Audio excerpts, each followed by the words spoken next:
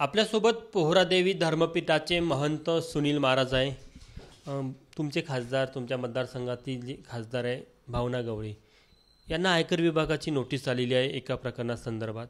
कशा प्रकारे बघता त्यांचं सरकार आहे केंद्रामध्ये, राज्यामध्ये त्यांचं सरकार आहे, त्यातच त्यांना अशा प्रकारच्या नोटीस पाठवल्या जात आहे? वाशिम यवतमाळ जिल्ह्याच्या खासदार माननीय भावनाताई गवळी यांना दिनांक 29 डिसेंबरला आयकर विभागाने एक नोटीस पाठवली. त्यांचे जो महिला उत्कृष्ट प्रतिष्ठान आहे, या प्रतिष्ठानमार्फत जो आर्थिक अपहार झाला, 19 करोड रुपयाचा आर्थिक अपहार झाला, या संदर्भात त्यांना नोटीस बजावण्यात आली. म्हणजे ज्याचा अर्थ केंद्रामध्ये BJP सरकार आहे, राज्यामध्ये BJPचं सरकार आहे. माननीय भावनाताई ह्या उद्धव ठाकरे साहेबांना सोडून शिंदे गटात झाल्या. म्हणजे ते सत्तेमध्ये असूनसुद्धा जेव्हा त्यांना ही नोटीस येते, मध्यंतरी आपल्याच माध्यमातून आम्ही बघितलं की गुजरातचं वॉशिंग पावडर सगळ्यांना क्लीन चिट देतो, पण इथे माननीय भावनाताईंना गुजरातचं वॉशिंग पावडर कामी आलेलं नाही. म्हणजेच या वेळेला त्यांना BJP किंवा शिंदे गटाकडून सीट मिळणार नाही किंवा लोकसभेची उमेदवार मिळणार नाही, हे याच्यावरून सिद्ध होते. मतदारसंघात काय खुसखुस पाहायला मिळते, काय चर्चा आहे?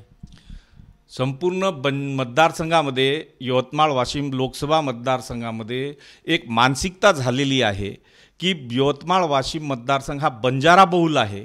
या मतदारसंघामध्ये वसंतराव नाईक साहेबांनी लोकसभेचं प्रतिनिधित्व केलेलं आहे, सुधाकरराव नाईक साहेबांनी केलेलं आहे, हरिभाऊ राठोड साहेबांनी केलेलं आहे. तर संपूर्ण मतदारसंघामध्ये एक वातावरण असं सुरू आहे की ज्यांच्यावर भ्रष्टाचाराचे आरोप आहे त्या भावनाताईंना सोडून पोहरादेवीचे संत शिवालाल महाराज यांच्या वंशजाच्या माध्यमातून उमेदवारी मिळायला पाहिजे. आणि मी सुद्धा उमेदवारी मागत आहे, लोकसभेची निवडणूक लढण्यास तयार आहे. तर माझ्यासाठी एक चांगलं वातावरण निर्मिती झालेली आहे. माझा प्रचारसुद्धा सुरू आहे आणि येणाऱ्या लोकसभेमध्ये माननीय भावनाताईला जनता त्यांना धडा शिकवेलच, निश्चितच धडा शिकवेल. तुम्ही म्हणता की त्यांच्यावर जनता नाराज आहे, मात्र 5 टर्मच्या त्या खासदार आहे. देशामध्ये माननीय स्वर्गीय इंदिराजी गांधी जे आपल्या प्रधानमंत्री होता, ह्यासुद्धा पराभूत झाल्या. देशाचे दुसरे प्रधानमंत्री स्वर्गीय अटल बिहारी वाजपेयी हे सुद्धा पराभूत झाले. आणि 2019मध्ये राहुल गांधीसुद्धा पराभूत झालेले आहेत. त्याच्यामुळे हे माननीय भावनाताई पराभूत होणं ही काही मोठी गोष्ट नाही. यावेळेला निश्चितच जनता त्यांचा पराभव करणार आहे.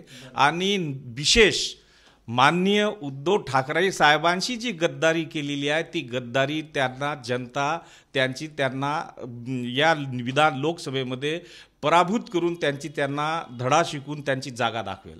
तुम्हाला असं म्हणायचं आहे की ज्या प्रकारे आयकर विभागाची नोटीस आहे, यावरनं भाजप तरी भावना गवळीच्या सोबत नाही? निश्चितच. कारण आजपर्यंत जे भाजपमध्ये किंवा शिंदे सेनेमध्ये जे नेते गेले त्यांना वॉशिंग पावडरमुळे क्लीन चिटच मिळालेली आहे.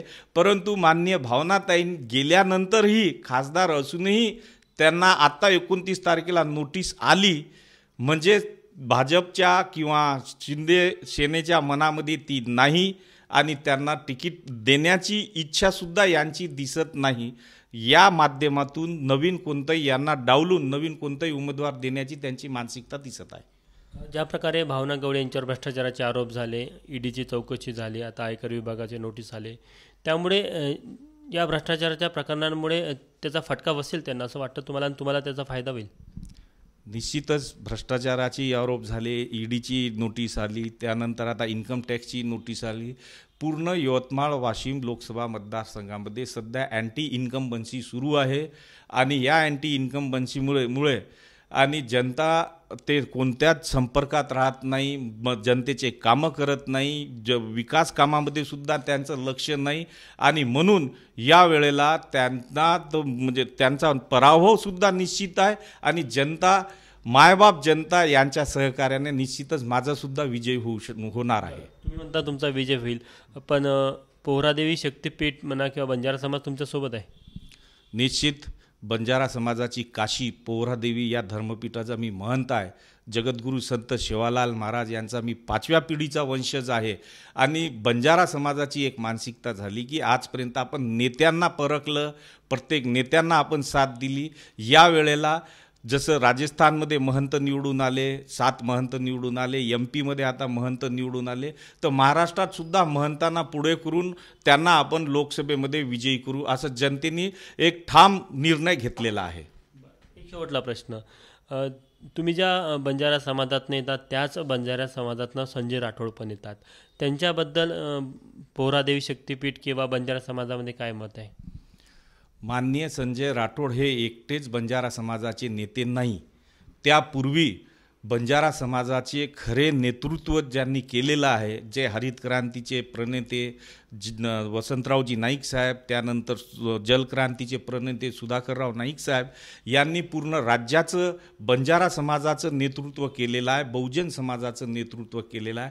आज त्यांचे पुतणे चिरंजीव इंद्रनील नाईक साहेबसुद्धा आहे, त्यांचे दुसरे पुतणे निलय नाईक आहे, आमदार राजेश राठोड हे काँग्रेसकडून आहे, त्यानंतर संजय राठोड पण आहे.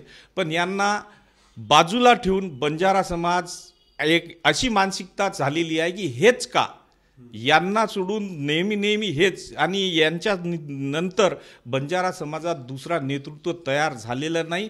म्हणून बंजारा समाजाने एक ठाम निर्णय घेतलेला आहे की यांच्या व्यतिरिक्त महंत ज्यांना एक धार्मिक आणि आध्यात्मिक अधिष्ठान आहे, याकरिता समाजाने मला पुढं केलेलं आहे. तर हे सुनील महाराज आहे, बंजारा समाजाचे जे शक्तिपीठ आहे पोहरादेवी, इथले ते महंत आहे. निश्चितच सध्या वाशिम आणि यवतमाळ लोकसभा मतदारसंघाला घेऊन सर्वांचं लक्ष त्याकडे आहे, कारण की भावनागवडीतल्या 5 टर्मच्या खासदार आहे. मात्र यावेळेस ज्या प्रकारची परिस्थिती तयार झाली आणि जे नोटिसेस त्यांना आले, त्यांच्यावर जे भ्रष्टाचाराचे आरोप झाले, त्यामुळे सुनील महाराजांना पूर्ण विश्वास आहे की त्यांचा विजय होईल. किंवा इतकंच नाही तर ते म्हणतात की बंजारा समाज आणि पोहरादेवी शक्तिपीठ हे देखील त्यांच्यासोबत आहे. त्यामुळे पुढील काळात यवतमाळ वाशिम लोकसभा मतदारसंघामध्ये कशा प्रकारच्या राजकीय घडामोडी घडतात याकडे देखील बघणं सर्वांचं उत्सुकतेचं राहणार आहे. कॅमेरामॅन व्यंकटेश नायडूसह तुषार कोहळे, ABP माझा, नागपूर.